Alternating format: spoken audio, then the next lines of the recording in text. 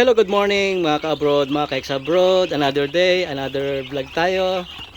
Another video para sa update na nangyayari dito sa ating bahay kubo, sa mga alaga natin, sa mga gulay natin. At ngayon ay panoorin natin ang napakasarap tumukha ng ating mga alagang 45 days. Yan. 50 pieces po yung binili natin, bali 51 nung dumating. At so far mayroon na tayong mortality na 3.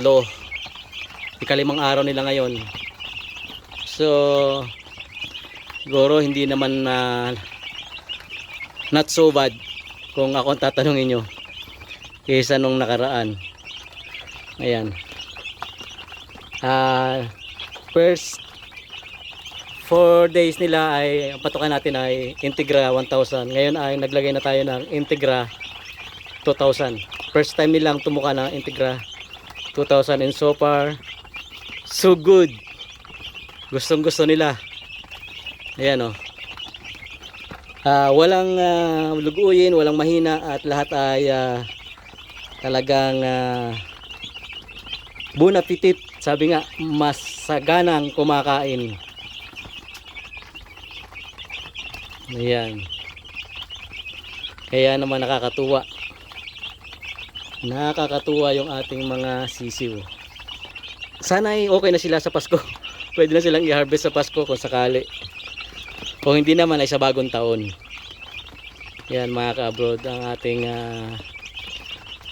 update dito sa ating mga bagong batch ng sisiw. Pangalawang batch natin ito.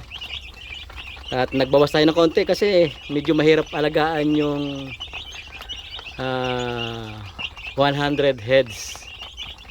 Medyo nakakapagod din pala. Pero magsimula ulit tayo sa konti muna. And parami ng parami. Yun naman gagawin natin.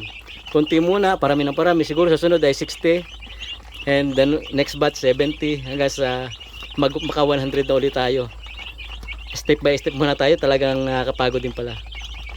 So yan lang muna ang ating mga panibagong update dito sa ating bahay kubo, sa mga alaga nating manok at mga halamang prutas, halamang gulay at kung ano-ano pa. Maraming salamat sa panonood and God bless mga ka-abroad, mga ka-ex-abroad.